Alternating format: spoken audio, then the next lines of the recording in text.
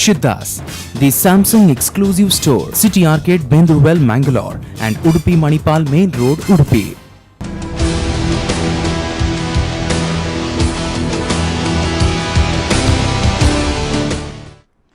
ವಿರಾಮದ ಬಳಿಕ ಶಿದ್ದಾಸ್ ಅರ್ಪಿಸ್ತಾ ಇರತಕ್ಕಂಥ ಕಂದಾಯ ಅದಾಲತ್ ವಿಶೇಷ ನೇರ ಪ್ರಸಾದ ಕಾರ್ಯಕ್ರಮದಲ್ಲಿ ತಮಗೆಲ್ಲ ಸ್ವಾಗತ. ನಾವು ಚರ್ಚೆಯನ್ನು ಮಾಡ್ತಾ ಇದ್ವಿ ಇವತ್ತು RTC ಸಮಸ್ಯೆಯ ಬಗ್ಗೆ. ನಾವು ಚಾಲಿಗೇಣಿಯ ಬಗ್ಗೆ ಚರ್ಚೆಯನ್ನು ಮಾಡ್ತಾ ಇದ್ವಿ. ಈ ಸಮಸ್ಯೆಯನ್ನು ಏಕಾಏಕಿಯಾಗಿ ತಹಶೀಲ್ದಾರ್ ಅವರಿಗೆ ಪರಿಹರಿಸೋದು ಸಾಧ್ಯ ಇಲ್ವಾ? ತಹಶೀಲ್ದಾರಿಗೆ ಸಾಧ್ಯ ಇಲ್ಲ. ಅದಕ್ಕೆ ತಹಶೀಲ್ದಾರಿಗೆ ಆರ್ಡರ್ ಕೊಡಬೇಕು DC ಅವರು. ಈಗ ತಹಶೀಲ್ದಾರಿಗೆ ಕೊಡಬೇಕಾದ್ರೆ ಅದು ಸುತ್ತೋಲೆ ಪ್ರಕಾರ ಇಂಥ ಅಧಿಕಾರವನ್ನು DC ಅವರು ನಮಗೆ ತಹಶೀಲ್ದಾರಿಗೆ ಕೊಟ್ಟರೆ ನಿಜವಾಗಿ ತಹಶೀಲ್ದಾರ್ ಮಾಡ್ಬೋದು. Yes sir. ಏನು ಈ ಮಂಜೂರಾದ ಜಮೀನುಗಳುಂಟು, ಈ ಮಂಜೂರಾದ, ನಾನು ಬೇರೆ ಜಮೀನು ಬಗ್ಗೆ ಮಾತಾಡ್ತಿಲ್ಲ, ಮಂಜೂರಾದ ಏನು ಲ್ಯಾಂಡ್ ಟ್ರಿಬ್ಯುನಲ್ ಅಲ್ಲಿ ಸಿಕ್ಕಿದ ಜಮೀನುಗಳುಂಟು, ಆ ಜಮೀನುಗಳ ಬಾಬತ್ತು ಕಾಲಮ್ ನಂಬರ್ 11ರಲ್ಲಿ ಅಥವಾ 10ರಲ್ಲಿ ಇವತ್ತು ಏನು ನಮೂದುಗಳುಂಟು, ಅದು ಪ್ರಾಯಶಃ ಮಂಜೂರಾತಿದಾರನ ಹೆಸರು ಕಾಲಮ್ ನಂಬರ್ 9ರಲ್ಲಿ ಬಂದಾಗ ಆಟೋಮೆಟಿಕ್ ಹೋಗ್ಬೇಕಿತ್ತು. ಹೆಚ್ಚಿನದ್ರಲ್ಲಿ ಹೋಗಿದೆ. ಅದು ಪರಮೋಷಿಯಿಂದ ಉಳ್ಕೊಂಡದ್ದು. ಅದು it's A mistake committed by the revenue officials. ಅವರ ಒಂದು ಕೈತಪ್ಪಿನಿಂದ ಅದು ಉಳ್ಕೊಂಡಿದೆ. ಇವತ್ತು ಈ ಗಣಕೀಕೃತ ವ್ಯವಸ್ಥೆಯಲ್ಲಿ ಇವತ್ತು ಕೈಬರಾದ RTC ಇದ್ರೆ ಖಂಡಿತವಾಗಿಯೂ ಅದನ್ನ ನಾವು ವಿಲೇಜ್ ನಲ್ಲೇ ಪರಿಹಾರ ಮಾಡ್ಲಿಕ್ಕೆ ಆಗ್ತಿತ್ತು. ಅದನ್ನ ಅಲ್ಲೇ ಒಂದು ರೌಂಡ್ ಅಪ್ ಮಾಡಿ ಅದನ್ನ ಉಳಿಸುವಂತ ಒಂದು ಗ್ರಾಮ ಕರಣಿಕರ ಬಳಿ ಅಲ್ಲೇ ಆಗ್ತಿತ್ತು. ಅಲ್ಲೇ ಅದನ್ನ ರೌಂಡ್ ಅಪ್ ಮಾಡಿ ಇದು ಮಾಡ್ತಿತ್ತು. ಇವತ್ತು ಗಣಕೀಕೃತ ಆದದ್ರಿಂದ ಇವತ್ತು ಸಹಾಯಕ ಕಮಿಷನರ್ ನ್ಯಾಯಾಲಯದಲ್ಲಿ ನಾವು ಅದನ್ನ ಮೇಲ್ಮನವಿ ಸಲ್ಲಿಸಿ ತೆಗೆಯುವಂತ ಒಂದು ವ್ಯವಸ್ಥೆ ಏನುಂಟು, ಇದಕ್ಕಿಂತ ದೊಡ್ಡ ದುರಂತ ಈ ತಾಲೂಕಿನಲ್ಲಿಲ್ಲ. ಇದು ಸುಶಿಕ್ಷಿತರ ಜಿಲ್ಲೆ ಅಂತ ಹೇಳ್ತೇವೆ ನಾವು. ಇನ್ನೂ ಕೂಡ ಬೊಟ್ಟು ಮಾಡಿ ಹೇಳ್ತೇನೆ, ಇವತ್ತು ಯಾವುದೇ ಒಬ್ಬ ಅಧಿಕಾರಿ ಸಹಾಯಕ ಕಮಿಷನರ್ ಅನ್ನೋದನ್ನ ಕೂತ್ಕೊಳ್ಳಿಸಿರೋದೇ ಈ ಅಧಿಕಾರಿಗಳೆಲ್ಲ ಅಂತ ಅಪೀಲ್ ಅನ್ನು ಎಂಟರ್ಟೈನ್ ಮಾಡ್ತಾರೆ. ಏನನ್ನಿಸ್ತಾ, ಎಷ್ಟು ಕೇಸ್ಗಳಿರ್ಬೋದು ಸರ್? ಇವತ್ತು 1000 ಕಟ್ಲೆ ಉಂಟು, ಸಾವಿರ ಉಂಟು. ನಾನು ಅಂತ ಅಪೀಲ್ ಅನ್ನು ಒಬ್ರು ಸಹಾಯಕ ಕಮಿಷನರ್ ಅಥವಾ ಒಬ್ಬ ಜಿಲ್ಲಾಧಿಕಾರಿಗಳು ಅದನ್ನ ಎಂಟರ್ಟೈನ್ ಮಾಡ್ತಾರೆ ಅಂತ ಹೇಳಿದ್ರೆ ಇದಕ್ಕಿಂತ ದೊಡ್ಡ ಮೂರ್ಖತನ ಇಲ್ಲ. ಓಕೆ, ಒಂದು ಗ್ರಾಂಟೆಡ್ ಆದ ಪ್ರಾಪರ್ಟಿ ಅದು ಲೋಪಪಡಿಸಲಿಕ್ಕೆ ನಾವು ಒಂದು ಸಹಾಯಕ ಕಮಿಷನರ್ ನ್ಯಾಯಾಲಯದಲ್ಲಿ ಅಪೀಲ್ ಸಲ್ಲಿಸಬೇಕಂತ ಹೇಳಿದ್ರೆ ಇದಕ್ಕಿಂತ ದೊಡ್ಡ ದುರಂತ ಉಂಟ ಈ ಜಿಲ್ಲೆಯ ಜನರಿಗೆ? ಒಂದು ಸಿಂಗಲ್ ಆದೇಶದಲ್ಲಿ ಅದನ್ನ ಲೋಪಪಡಿಸುವಂತ ಒಂದು ಪ್ರಕ್ರಿಯೆ ಮಾಡ್ಲಿಕ್ಕೆ ಆಗ್ತದೆ.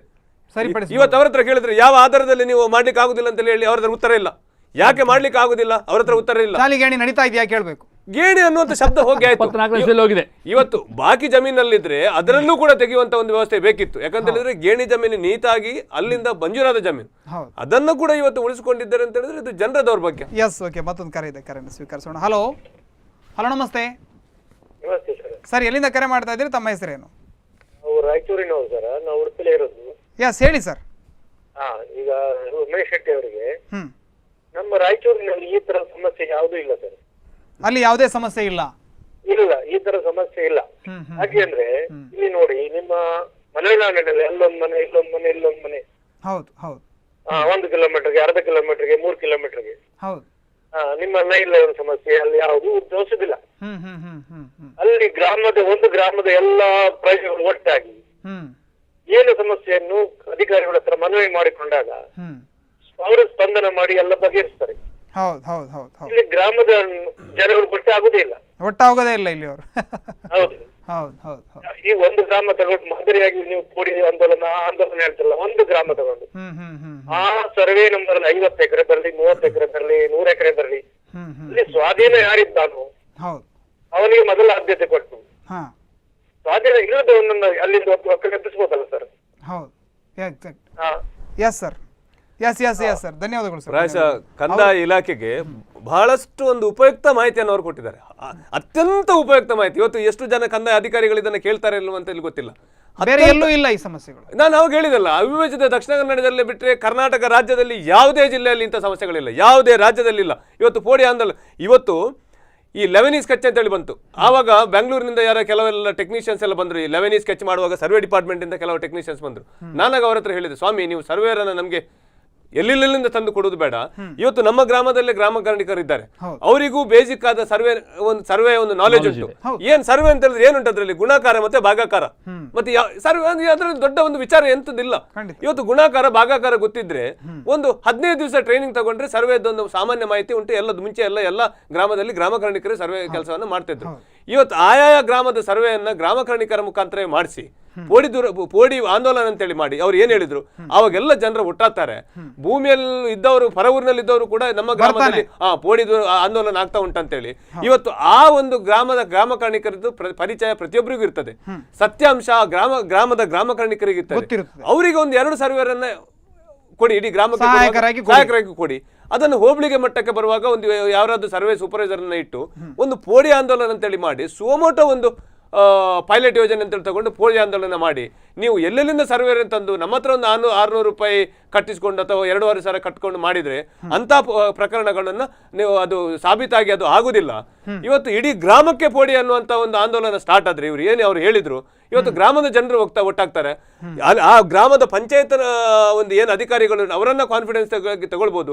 ಆಯಾ ಗ್ರಾಮದ ಪಂಚಾಯತ್ ನಲ್ಲೇ ಗ್ರಾಮ ಚಾವಡಿ ಏನುಂಟು ಅಲ್ಲೇ ಜನರನ್ನ ಒಟ್ಟು ಸೇರಿಸಿ ನೋಡಿ, ನಿಮ್ಮ ಸ್ವಾಧೀನ ಎಷ್ಟುಂಟು, ನಿಮ್ಮ ಹತ್ರ ಆರ್ಟಿಸ್ಟ್ ಕಡಿಮೆ ಉಂಟು, ನಿಮ್ಮ ಸ್ವಾಧೀನದ ಪ್ರಕಾರ ನಾವು ಸರ್ವೆ ಮಾಡ್ತೇವೆ ಅಂತ ಹೇಳಿ ಎಲ್ಲಾ ಜನರು ಸುಮೋಟಾಗಿ ಒಪ್ತಾರೆ, ಖಂಡಿತ ಒಪ್ತಾರೆ. ನಿಮ್ದು ಎಲ್ಲ ರೆಕಾರ್ಡ್ ಎಲ್ಲ ಕರೆಕ್ಟ್ ಆಗ್ತದೆ. ನಿಮ್ದು ಪೋಡಿ ದುರಸ್ತಿ 2-3 ಸೆಂಟ್ಸಿನ ವಿಸ್ತೀರ್ಣದ ವ್ಯತ್ಯಾಸ ಉಂಟು. ಆ ವಿಸ್ತೀರ್ಣವನ್ನ ನೀವು ನಿಮ್ಮೊಳಗೆ ರಾಜಿ ಮಾಡ್ಕೊಂಡಿದ್ರೆ ಖಂಡಿತವಾಗಿಯೂ ಅದೇ ಸಂದರ್ಭದಲ್ಲಿ ಆ ಸಮಸ್ಯೆ ಪರಿಹಾರ ಆಗ್ತದೆ. ಇವತ್ತು ಯಾರೋ ಒಬ್ಬ ಅರ್ಜಿ ಕೊಡ್ತಾನೆ, ಅವನ ಅರ್ಜಿಯಲ್ಲಿ ಇವರು ಬರುವಂತದ್ದು, ನನ್ನ ಜಾಗವನ್ನ ಅಳತೆ ಮಾಡುವಂತದ್ದು, ನನ್ಗೂ ಅವನಿಗೂ ವೈಷಮ್ಯ ಉಂಟು, ನಾನು ಅವಾಗ ಕೋಆಪರೇಟ್ ಮಾಡ್ತಾ ಇಲ್ಲ, ನನ್ನ 1 ಸೆಂಟ್ಸ್ ಅನ್ನ ಬಿಡ್ಲಿಕ್ಕೆ ತಯಾರಿಲ್ಲ. ಇವತ್ತು ಇಡೀ ಒಂದು ಗ್ರಾಮದ ಆಂದೋಲನ ಆಗುವಾಗ, ಪೋಡಿ ಆಂದೋಲನ ಆಗುವಾಗ ಪ್ರತಿಯೊಂದು ಕೂಡ ಇವತ್ತು 100% ಈ ಸಮಸ್ಯೆಗಳಿಗೆ ಪರಿಹಾರ ಆಗ್ತದೆ. ಬಟ್ ಇಂಥ ಒಂದು ಸಮಸ್ಯೆಗಳ ಪರಿಹಾರ ಹುಡುಕಬೇಕನ್ನುವಂತ ಒಂದು ಇಚ್ಛಾಶಕ್ತಿ ಅಧಿಕಾರಿಗಳು ನಮ್ಮ ಇಲಾಖೆಯಲ್ಲಿ ಇಲ್ಲ. ಸರ್, ಇಲ್ಲಿ ನಾನು ಆಗ ಹೇಳಿದೆ, ಎಲ್ಲಾ ಕಡೆಗಳಲ್ಲಿ ಇಲ್ಲ, ಇಲ್ಲಿ ಮಾತ್ರ ಇದೆ. ಜನ ಇಲ್ಲಿ ಬಹಳ ಸುಶಿಕ್ಷಿತರು ಅಂತ ಹೇಳ್ತಾರೆ. ನಮ್ಮ ಜನ ಇದನ್ನ ನಿರ್ಲಕ್ಷ್ಯದಿಂದಾಗಿ ಈ ಸಮಸ್ಯೆಯನ್ನ ಮೈ ಮೇಲೆ ಎಳೆದುಕೊಂಡಿದ್ದಾರೆ ಅಂತ ನಿಮ್ಗೆ ಅನಿಸ್ತಾ ಇಲ್ವಾ? ರೆವಿನ್ಯೂ ಸಮಸ್ಯೆಗಳು ಜಟಿಲವಾದ ಸಮಸ್ಯೆಗಳು. ಸಾಧಾರಣ ವ್ಯಕ್ತಿಗೆ, ಸಾಮಾನ್ಯ ವ್ಯಕ್ತಿಗೆ ಅರ್ಥ ಆಗುವಂಥ ವಿಷಯ ಅಲ್ಲ ಅದು. ಯಾಕಂದ್ರೆ ಈಗ ನೀವು ಅಲ್ಲಿ ಹೋದ್ರಂದ್ರೆ ಗೊತ್ತಾಗ್ತದೆ. ನಿಮ್ಮ ಆರ್ಟಿಸ್ಟ್ ತೆಗೆಯುವಾಗ ಆರ್ಟಿಸ್ಟ್ ತೆಗೆದ್ರೆ ಸಮಸ್ಯೆಗಳಂತ ಗೊತ್ತಾಗ್ತದೆ. ಎಂಟ್ರಿ ತೆಗಿಸುಲು ಅಂತೇಳಿ ನಾನು ಇವತ್ತೊಂದು PDO ಹತ್ರ ಮಾತಾಡ್ಲಿಕ್ಕೆ ಹೋಗಿದ್ದೆ. ಏನೊಂದು ವಿಷಯಗಳು ಎಲ್ಲರೂ ಒಂದು ತಹಶೀಲ್ದಾರ್ ರಿಪೋರ್ಟ್ ಕೊಡಿ ಅಂತ ಹೇಳಿದ್ರು. ನಾಳೆ ಮೇಡಮ್ ನಿಮ್ಗೆ ಹೇಳೋದು ಭಾರಿ ಸುಲಭ ತಹಶೀಲ್ದಾರ್ ರಿಪೋರ್ಟ್ ಅಂತೇಳಿ. ತಹಶೀಲ್ದಾರ್ ಹೇಗೆ ರಿಪೋರ್ಟ್ ಕೊಡ್ತೇಳಿ ಆದರೆ ಅಲ್ಲಿ VA ಹತ್ರ ಲೆಟರ್ ಕೊಡ್ಬೇಕು ನಾವು. VA ರಿಪೋರ್ಟ್ ಆಗಬೇಕು.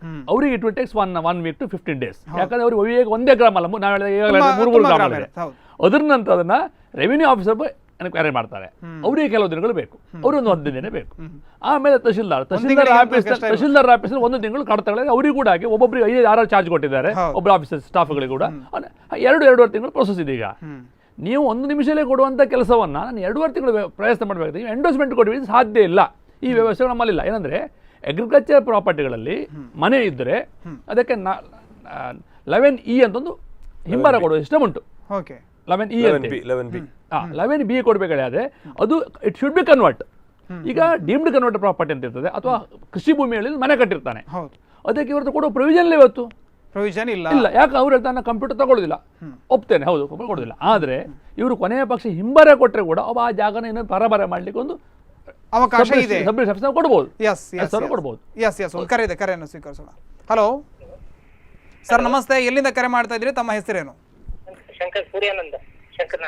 ಶಂಕರ್ ನಾರಾಯಣ ಸೂರ್ಯಾನಂದ್ ಅವರು. ಹೇಳಿ, RTC ಬಗ್ಗೆ ನಾವು ಚರ್ಚೆಯನ್ನ ಮಾಡ್ತಾ ಇದ್ವಿ. ತಮ್ಮಲ್ಲಿ ಯಾವ್ದಾದ್ರು ಇದಕ್ಕೆ ಸಂಬಂಧಪಟ್ಟ ವಿಚಾರಗಳಿವೆ? ಹೇಗೆ ಸಮಸ್ಯೆ ಇದೆ RTC ಬಗ್ಗೆ? ಎಸ್, ಹೇಳಿ. ಇಲ್ಲಿ ಏನಾಗಿದೆ ಹೇಳಿದ್ರೆ, ಒಂದು 5 ಸೆಂಟ್ಸ್ ಜಾಗ ಇದೆ. ಅದು ರಮೇಶ್ ಅಂತ ಹೆಸರಲ್ಲಿದೆ. ಓಕೆ. ಅವರು 2014 ರಮೇಶ್ ಹೆಸರಲ್ಲಿತ್ತು. ಈಗ ಅವರು ತೀರಿ ಹೋಗಿದ್ದಾರೆ. ತೀರಿ ಹೋಗಿ ಒಂದು 25-30 ವರ್ಷ ಹಿಂದಿಂದ ತೀರಿ ಹೋಗಿದ್ದಾರೆ. ಅವರ ಸಂತತಿಯವರು ಇದ್ದಾರೆ. ಈಗ ಅದರಲ್ಲಿ ಬೇರೆಯವರು ಒಂದು ಮನೆ ಕಟ್ಕೊಂಡು, ಅವರು ರಮೇಶ್ ಅನ್ನೋರು ಮನೆ ಕಟ್ಕೊಂಡಿದ್ರು. ಆ ರಮೇಶ್ ಬಿದ್ದು ತೀರಿ ಹೋದ್ರು. ಅವರು ಸಂತತಿಯವರು ಈ ಊರಿನಲ್ಲಿಲ್ಲ, ಬೇರೆ ಕಡೆ ಇದ್ದಾರೆ. ಈಗ ಏನಾಗಿದೆ ಅಂತ ಹೇಳಿದ್ರೆ, ಆ ಮನೆಯಲ್ಲಿ ಬೇರೆಯೊಬ್ರು ಟೆನೆಂಟ್ ಏನೋ ಆಗಿದ್ದವರು ಆ ಮನೆ ಹಿಡಿದು ಬೇರೆ ಮನೆ ಕಟ್ಲಿಕ್ಕೆ ಹೋಗಿದ್ದಾರೆ. RTC ಒಂದು ರೆಕಾರ್ಡ್ ಅನ್ನು ಹೆಸರು ಚೇಂಜ್ ಮಾಡ್ಕೊಂಡು ಗಣೇಶ್ ಅಂತ ಹೆಸರಲ್ಲಿ ಮಾಡ್ಕೊಂಡಿದ್ದಾರೆ. ಅವರು ಗಣೇಶ್ ಅವರ ತಂದೆಗೆ ಆಕ್ಚುಲಿ ಅಲ್ಲಿ ಇದ್ದಿದ್ದು. ಗಣೇಶ್ ಅವರ ತಂದೆ ಏನಾಗಿದ್ದಾರೆ ಅಂದ್ರೆ ಏನೂ ಅಲ್ಲ, ಅವರು ಏನು ದಾಖಲೆ ಏನು ಇಲ್ಲ ಅವರಿಗೆ. ಗಣೇಶ್ ಅವ್ರ ತಂದೆ ನನ್ನ ಪಿತ್ರಾರ್ಜಿತ ಆಸ್ತಿ ಅಂತ ಹೇಳಿ ಮಗನಿಗೆ ಬರೆದು ಕೊಟ್ಟು ಇದು ಮಾಡಿದ್ದಾರೆ. ಈಗ ರೆಕಾರ್ಡ್ ಚೇಂಜ್ ಮಾಡಿದ್ದಾರೆ. 2014-15 ಚೇಂಜ್ ಆಗಿದೆ. 1 ವರ್ಷ ಆಯ್ತು. ಈಗ ಅದೇನಾಗಿದೆ ಅಂತ ಹೇಳಿದ್ರೆ, ಈಗ ಅವರು ಮನೆ ಕಟ್ಲಿಕ್ಕೆ ರೆಡಿ ಮಾಡ್ತಾ ಇದ್ದಾರೆ. ನಕಲಿ ದಾಖಲೆ ಅವರು ಬೆಂಗಳೂರಿನ ಅಷ್ಟೇ ಹೇಳಿದವ್ರ ಹೆಸರು ಎಸ್, ಈಗ ಒಟ್ಟಿನಲ್ಲಿ ಈಗ ಸಮಸ್ಯೆ ಏನು? ಈಗ ನಕಲಿ ದಾಖಲೆಗಳನ್ನ ಬಳಸಿಕೊಂಡು ಹೆಸರನ್ನ RTC ಅವರ ಹೆಸರಿಗೆ ಮಾಡ್ಕೊಂಡಿದ್ದಾರೆ ಅಂತ ಹೇಳ್ತಾ ಇದೀರಿ ನೀವು. ಹೌದು. ಇದನ್ನು ಹೇಗೆ ಸರಿಪಡಿಸಬಹುದು ಅಂತ ನೀವು ಕೇಳ್ತಾ ಇದ್ದೀರಿ ಹಾಗಾದ್ರೆ? ಹೌದು ಹೌದು. ಎಸ್, ಓಕೆ, ಧನ್ಯವಾದಗಳು ಕರೆ ಮಾಡಿದ್ವಿ ಸರ್. ರಮೇಶ್ ಅವರ ವಾರಸುದಾರರು ಬಂದು ಕೇಳಬೇಕು ಅದನ್ನ. ಈಗೇನು ಮೊದಲಿನ ರಮೇಶರ ನಂತರ ಅದರ ಭೂಮಿಯಲ್ಲಿ ಹಕ್ಕು ಯಾರಿಗಿದೆ ಅವರದನ್ನ ಚಾಲೆಂಜ್ ಮಾಡಬೇಕು. ಚಾಲೆಂಜ್ ಮಾಡಿ ನನ್ನ ಪ್ರಾಪರ್ಟಿ ಇವರ ಪ್ರಾಪರ್ಟಿ ಅಲ್ಲ, ಇವರು ಓನರ್ ಅಲ್ಲ, ನಾವು ಇವರ ವಾರಸುದವರು, ನಾವು ನಮ್ಮ ಹೆಸರು RTC ಮಾಡಬೇಕು ಅಂತ ಕೊಡಬೇಕು. ಅದು AC ಕೊಟ್ಟು ಹೋಗಬೇಕಾಗ್ತದೆ.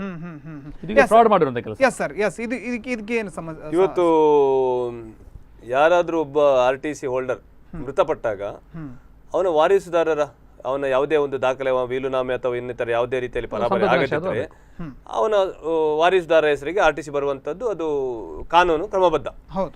ಇವತ್ತು ಅದರಲ್ಲಿಯೂ ಕೂಡ ಇಲ್ಲಿ ನಮ್ಮ ಈ ಜಿಲ್ಲೆಗೆ ಒಂದು ದೊಡ್ಡ ಹೊಡೆತ ಏನಂತ ಹೇಳಿದ್ರೆ, ಇವತ್ತು ಸಂತತಿ ನಕ್ಷೆಯನ್ನು ಪಡಿಬೇಕಾದ್ರೆ ಕರ್ನಾಟಕದ ಬೇರೆ ಯಾವುದೇ ಜಿಲ್ಲೆಗಳಲ್ಲಿ ಇಂಥ ವ್ಯವಸ್ಥೆ ಇಲ್ಲ. ಇವತ್ತು ನಾವು ಸಂತತಿ ನಕ್ಷೆ ಪಡಿಬೇಕಾದ್ರೆ ತಹಸೀಲ್ದಾರರು ವಾರಸ ದೃಢಪತ್ರ ಅಂತೇಳಿ ಜೀವಂತ ಸದಸ್ಯರ ದೃಢಪತ್ರವನ್ನ ಕೊಡುವಂತ ಒಂದು ಕ್ರಮ ಪ್ರಾಯಶಃ 2 ಜಿಲ್ಲೆಗಳಲ್ಲಿ ಮಾತ್ರ ಉಂಟು. ಅವಿಭಾಜ್ಯ ದಕ್ಷಿಣ ಕನ್ನಡ ತಹಸೀಲ್ದಾರ್ ಅವರು ಕೊಡ್ಬೇಕು. ರಾಜ್ಯದ ಎಲ್ಲಾ ಜಿಲ್ಲೆಗಳಲ್ಲಿ ಆಯಾ ಗ್ರಾಮ ಕರ್ಣಿಕರೇ ಸಂತತಿ ನಕ್ಷೆಯನ್ನು ಕೊಡುವುದು. ಯಾಕಂತ ಹೇಳಿದ್ರೆ ತಹಶೀಲ್ದಾರ್ ಏನು ಅಂತ ಮಾಡೋದು ಸರ್ ಈಗ? ಅಲ್ಲ, ಯಾಕಂತ ಹೇಳಿದ್ರೆ ಗ್ರಾಮದಲ್ಲಿ ಯಾರು ಸತ್ತಿದ್ದಾರೆ, ಅವರಿಗೆ ವಾರಿಸುದಾರರು ಯಾರು ಅಂತ ಹೇಳಿದ್ರೆ who is the best person to say? ಆ ಗ್ರಾಮದ ಕರ್ಣಿಕರು. ಅವರಿಗೆ ಪರಿಚಯ ಇರ್ತದೆ. ಯಾರ ಮಗ ಯಾರಾದ್ರೂ ಬಿಟ್ಟೋದಿದ್ರೆ ಅವನಿಗೆ ಹೋಗಿ ಬೈಲಿಕ್ಕೆ ಶುರು ಮಾಡ್ತಾರೆ. ಏನ್ ಮಾರ ನಿನ್ಗೆ ಗೊತ್ತಿಲ್ವಾ, ನಾವು 5 ಜನ ಮಕ್ಕಳಲ್ವಾ, ನೀನು 4 ಜನರ ಹೆಸರು ಬರ್ತಿದ್ದೆ, ಒಬ್ಬನನ್ನ ಬಿಟ್ಟಿದ್ದೆ ಅನ್ನುವಂಥದ್ದು. ಇವತ್ತು ಈ 2 ಜಿಲ್ಲೆಗೆ ಮಾತ್ರ ಇದೊಂದು ದೊಡ್ಡ ಹೊಡೆತ. ಇದೊಂದು ನಮ್ಗೆ ಒಂದು ಸುಶಿಕ್ಷಿತರ ಜಿಲ್ಲೆ ಅನ್ನುವಂಥದ್ದಕ್ಕೆ ನಮ್ಗೊಂದು ಬೋನಸ್. ಇದೊಂದು ಬೋನಸ್ ಬೇರೆ ಯಾವುದೇ ಕರ್ನಾಟಕ ರಾಜ್ಯದ ಬೇರೆ ಯಾವುದೇ ಜಿಲ್ಲೆಯಲ್ಲಿಲ್ಲ. ಈ ಜೀವಂತ ಸದಸ್ಯರ ದೃಢಪತ್ರ ಮಾಡ್ಕೊಳ್ಳಿಕ್ಕೆ ಇವತ್ತು ಪ್ರಾಯಶಃ ಇವತ್ತು ತಂದೆಯವರು ಇಲ್ಲಿದ್ದಾರೆ, ಮಕ್ಕಳು 4-5 ಜನ ಪರ ಊರಿನಲ್ಲಿ ಇರ್ತಾರೆ. ಈಗ ಅವರು ಇಲ್ಲಿ ಜೀವಂತ ಸದಸ್ಯರ ದೃಢಪತ್ರಿಕೆಗೆ ಅರ್ಜಿ ಕೊಡ್ಬೇಕಾದ್ರೆ ಅವರಿಗೊಂದು ಇಲ್ಲಿ ರೇಷನ್ ಕಾರ್ಡ್ ಕೇಳ್ತಾರೆ. ರೇಷನ್ ಕಾರ್ಡ್ ಇಲ್ದಿದ್ರು ಆಗ್ತದೆ, ಬಟ್ ಅದಕ್ಕೆ ಒಂದು ಬೇರೆ ಬೇರೆ ಚಾನಲ್ ಉಂಟು. ಅದನ್ನೆಲ್ಲ ರೇಷನ್ ಕಾರ್ಡ್ ಕೇಳ್ತಾರೆ, ಅವ್ರದ್ದು ID ಪ್ರೂಫ್ ಕೇಳ್ತಾರೆ. ಅವ್ರು ಇಲ್ಲಿದ್ದು ಏನ್ ID ಪ್ರೂಫ್ ತಗೊಳ್ಳಿ? ಇವತ್ತು 69ರಲ್ಲಿ ಏನೋ registration of birth and deaths act ಬಂದದ್ದು. ಅದರ ಹಿಂದಿನ ಮುಂಚೆ ಅಲ್ಲ, ಅದರ ಹಿಂದಿನ ಮರಣ ದೃಢಪತ್ರಿಕೆಯನ್ನು ಕೊಡುವಂತ ಒಂದು ಕ್ರಮ ಇರಲಿಲ್ಲ. ಅದಕ್ಕೆ ನಾವು ಅಫಿಡವಿಟ್ ಮುಖಾಂತರ ನಾವು ಅದನ್ನ ದೃಢೀಕರಿಸ್ತಾ ಇತ್ತು. ಅವ್ರು ಇಂಥವ್ರು ಈ ವರ್ಷದಲ್ಲಿ ತೀರೋಗಿದ್ದಾರೆ, ಅವ್ರ ಮರಣ ದೃಢಪತ್ರಿಕೆ ಇಲ್ಲ ಅಂತೇಳಿ ಅಫಿಡವಿಟ್ ಕೊಡುವಂಥದ್ದು. ಇವತ್ತು ಆ ಅಫಿಡವಿಟ್ಗಳಿಗೆ ನಮ್ಮ ಕಂದಾಯ ಇಲಾಖೆಯಲ್ಲಿ ಬೆಲೆ ಇಲ್ಲ. ಇವತ್ತು ಕಾನೂನಲ್ಲಿ ಸುಳ್ಳು ಅಫಿಡವಿಟ್ ಕೊಡುವಂತದ್ದು ಅದು ಕ್ರಿಮಿನಲ್ ಕೇಸ್, ಫರ್ಜುರಿಯಲ್ಲಿ ಬರ್ತದೆ, ಕ್ರಿಮಿನಲ್ ಕೇಸ್. ಆದ್ರೆ ಕಂದಾಯ ಇಲಾಖೆಯಲ್ಲಿ ನಾವು ಅಫಿಡವಿಟ್ ನಿಮ್ಗೆ ನೀವು ಫೋರ್ಜರಿ ಮಾಡ್ಕೊಂಡಾದ್ರೂ ಒಂದು ಡೆತ್ ಸರ್ಟಿಫಿಕೇಟ್ ತನ್ನಿ. ನೋಡಿ, ಇವತ್ತು ಜನರಿಗೆ ಸರ್ಕಾರವೇ ಹೇಳ್ತದೆ ನೀವು ಫೋರ್ಜರಿ ಮಾಡ್ಕೊಂಡೆ ನಮ್ಗೆ ಡೆತ್ ಸರ್ಟಿಫಿಕೇಟ್ ಕೊಡಿ. ಅದು ಎಲ್ಲಿಂದ ತರ್ತೀರಿ, ಏನ್ ತರ್ತೀರಿ, ಹೇಗೆ ತರ್ತೀರಿ ನಮ್ಗೆ ಗೊತ್ತಿಲ್ಲ. ಇವತ್ತು ಅವ ನನ್ನ ಇಲ್ಲ, ಅವರೊಂದು 50 ವರ್ಷದಿಂದ ತೀರೋಗಿರ್ಬೋದು ಅಥವಾ ಒಂದು 60 ವರ್ಷದಿಂದ ತೀರೋಗಿರ್ಬೋದು. ಆವಾಗ ಯಾರಾದ್ರೂ ಮರಣ ದೃಢಪತ್ರಿಕೆ ಮಾಡ್ಕೊಂಡಿದ್ದಾರೆ ಇಲ್ವಾ? ಇಲ್ಲ. ಅದಕ್ಕೆ ಒಂದು ಅಫಿಡವಿಟ್ ಸಂಬಂಧಪಟ್ಟವರಿಂದ ಅಫಿಡವಿಟ್ ತಗೊಳ್ಳುವಂತದ್ದು. ಇಂಥವ್ರು ತೀರೋಗಿದ್ದಾರೆ, ಸರ್ಟಿಫಿಕೇಟ್ ಇದ್ರು ತೀರೋಗಿದ್ದಾರೆ, ಸರ್ಟಿಫಿಕೇಟ್ ಇಲ್ಲದಿದ್ರು ತೀರೋಗಿದ್ದಾರೆ ಎನ್ನುವಂತ ಇಟ್ಸ್ ಅ ಫ್ಯಾಕ್ಟ್. ಅದನ್ನ ನಾವು ಪ್ರೂವ್ ಮಾಡುವಂತದ್ದು. ಅದನ್ನು ಪ್ರೂವ್ ಮಾಡ್ಲಿಕ್ಕೆ ಓಕೆ ಡೆತ್ ಸರ್ಟಿಫಿಕೇಟ್ ಇದ್ರೆ okay, well and good, death certificate ತಂದು ಕೊಟ್ಟಿದ್ದಾರೆ. In absence of the death certificate affidavit ಅನ್ನುವಂಥದ್ದು ಸೇಫೆಸ್ಟ್ ಮೋಡ್. ಇವತ್ತು ನಾನು ಸುಳ್ಳು ಅಫಿಡವಿಟ್ ಕೊಟ್ಟರೆ ನಾನು ಜೈಲಿಗೆ ಮೇಲೆ ಫೋರ್ಜರಿ ಕೇಸ್ ಆಗ್ತದೆ. 100% ನನ್ನ ಮೇಲೆ ಫೋರ್ಜರಿ ಕೇಸ್ ಎಲ್ಲರಲ್ಲೂ ಇದೆ. ಇಮಿಡಿಯೇಟ್ಲಿ FIR ಮಾಡ್ಬೇಕು, 2 FIR ಮಾಡ್ಲಿ.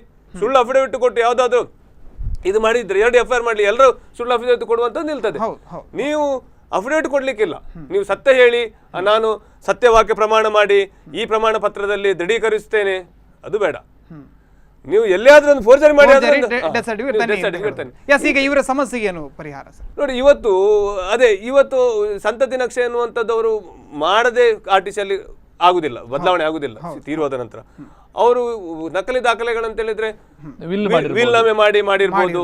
ಅಥವಾ ಇವತ್ತು ನಕಲಿ ದಾಖಲೆಗಳು ಒಂದು ನಾವು ಇಲ್ಲಿ ಏನು ಹೇಳ್ಬೋದು ಅಂತ ಹೇಳಿದ್ರೆ, ಅವಿಭಜಿತ ದಕ್ಷಿಣ ಕನ್ನಡ ಜಿಲ್ಲೆಯಲ್ಲಿ ಈ ಡುಪ್ಲಿಕೇಟ್ ಇವತ್ತು ನಾನು ನಿಮ್ಗೆ ಮಾರಾಟ ಮಾಡುವಂತ ನಾಳೆ ಇನ್ನೊಬ್ಬರಿಗೆ ಮಾರಾಟ ಅಂತದ್ದು ಪ್ರಕರಣ ಇಲ್ಲಿ ಇಲ್ವೇ ಇಲ್ಲ, ನನ್ನ ನಾಲೆಜ್ಗೆ ಬಂದ ಈ ಜಿಲ್ಲೆಯಲ್ಲಿ ಇಲ್ಲ. ಬ್ಯಾಂಗ್ಳೂರಿನಲ್ಲಿ ಲಕ್ಷಾಂತರ ಉಂಟು, ಒಂದು ಸೈಟ್ ಅನ್ನ 12 ಜನಕ್ಕೆ ಮಾರುವಂತದ್ದು. ಬಟ್ ಈ ಜಿಲ್ಲೆಯಲ್ಲಿ ಅಂತ ಒಂದು ಪ್ರಕರಣಗಳು ಇಲ್ಲ. ಒಂದು ಸೈಟ್ ಅನ್ನ ಇಬ್ಬರಿಗೆ ಮಾರಾಟ ಮಾಡುವಂತದ್ದು ಅಥವಾ ನಕಲಿ ಆಗ್ತಾ ಉಂಟು, ಬಟ್ ಅಂತದ್ದು ತೀವ್ರ ಸ್ವರೂಪದಲ್ಲಿ ಇಲ್ಲ. ಇಲ್ಲಿ ಈ ಕೇಸ್ನಲ್ಲಿ ಇವರು ಯಾವ ರೀತಿಯಲ್ಲಿ ನಕಲಿ ಆಗಿದೆ ಅಂತ ಹೇಳಿ ಅನ್ನುವಂಥದ್ದನ್ನ ಅವರು ಸ್ಪಷ್ಟವಾಗಿ ಹೇಳಿಲ್ಲ. ಹಾಗಾದ್ರೆ ಖಂಡಿತವಾಗಿಯೂ ಅದನ್ನ ಪರಿಹಾರ ಮಾಡ್ಲಿಕ್ಕೆ ಆಗ್ತದೆ. ಈಗಿನ ಕಂಪ್ಯೂಟರ್ಗಳ ವ್ಯವಸ್ಥೆಯಲ್ಲಿ ಅದಕ್ಕೆ ಯಾರು ತಪ್ಪು ಮಾಡಿದ್ದಾರೆ ಅವ 100% ರೆಡ್ ಹ್ಯಾಂಡ್ ಆಗಿ ಸಿಕ್ಕಿಬಿಡ್ತಾರೆ. ಸಿಕ್ಕಿ ಬೀಳ್ತಾನೆ. ಸುಲಭದ ವೇ ಅಂದ್ರೆ Yes. RTC 5ನೇ ಕಾಲಮ್ ಅಲ್ಲಿ MR ಅಂತ ಬರೆದಿದ್ದಾರೆ. MR ನಂಬರ್ ಇರ್ತದೆ. ಆ ನಂಬರ್ ಈಗ ಅದು ಕಂಪ್ಯೂಟರ್ ಆ ನಂಬರ್ ತೆಗೆದ್ರೆ ಅದು ಹೇಗೆ ಅವರಿಗೆ ವರ್ಗಾವಣೆ ಆಗಿದೆ, ಅದು ತಿದ್ದುಪಡಿ ಆಗಿದೆ ಅನ್ನೋದ್ರ ಬಗ್ಗೆ ಸರಿಯಾದ ವಿಚಾರ ಇರ್ತದೆ. ವಿಲುನಾಮೆಯಿಂದಲೋ ಕ್ರಯ ಸಾಧನವೋ ವಾರಸೋ ಏನೋ ಇರ್ತದೆ. Yes, yes. ಅದ್ರ ಬಗ್ಗೆ ಸ್ಟಡಿ ಮಾಡಬಹುದು. ಅದರ ಬಗ್ಗೆ ಮಾಡಬಹುದು ಅಂತ ಹೇಳ್ತಾ ಇದ್ರಿ. ಬಹಳಷ್ಟು ಮಾಹಿತಿಯನ್ನು ಕೊಟ್ಟರೆ ಇಬ್ಬರಿಗೂ ಧನ್ಯವಾದಗಳು ಸರ್. ವೀಕ್ಷಕರೇ, ಇವತ್ತಿನ ಸಂಚಿಕೆಯಲ್ಲಿ ನಾವು RTCಯ ಬಗ್ಗೆ ಚರ್ಚೆ ಮಾಡಿದ್ವಿ. ಇದು ಬಗೆದಷ್ಟು ಆಳಕ್ಕೆ ಹೋಗುವಂತಹ ಸಮಸ್ಯೆ ಅಂತ ಹೇಳ್ಬೋದು. ಏನೋ ಮುಂದಿನ ವಾರ ಕೂಡ ಇದನ್ನು ಮುಂದುವರಿಸುವಂತಹ ಪ್ರಮೇಯ ನಮಗೆ ಬಂದರೂ ಬರ್ಬೋದು. ಈ ಕಾರ್ಯಕ್ರಮಕ್ಕೆ ಮುಗಿಸ್ತಾ ಇದ್ದೇನೆ. ನಿಮ್ಮ ಸುದ್ದಿ ಮತ್ತು ಮನೋರಂಜನೆಗಾಗಿ ನೋಡ್ತಾ ಇರಿ ಸ್ಪಂದನ ವಾಹಿನಿ. ನಮಸ್ತೆ.